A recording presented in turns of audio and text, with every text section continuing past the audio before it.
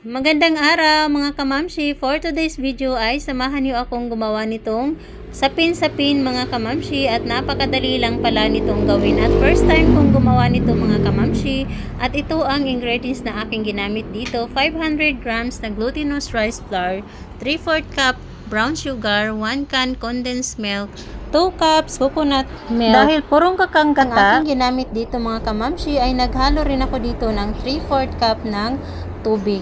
At ganyan ang aking ginawa mga kamamshi. Imimekos-mekos lang natin yan, at pagkatapos ay salain natin yan ng 2 beses para mawala ang mga buo-buo at makinis talaga ang magawa nating sapin-sapin. At sa aking ginawa dito ay 3 color dito ang gagamitin ko. May violet, orange at saka yung puti na nilagyan ko ng vanilla essence, pero hindi ko na naipakita ang paglagay ko ng vanilla essence nito mga kamamshi.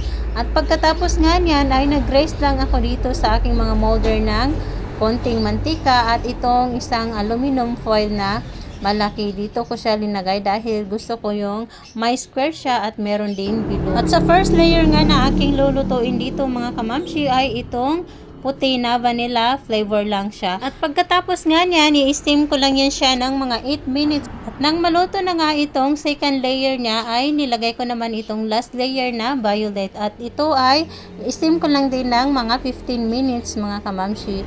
After ng 15 minutes mga kamamshi ay ayan, luto na siya. Napakaganda ng pagkaluto niya.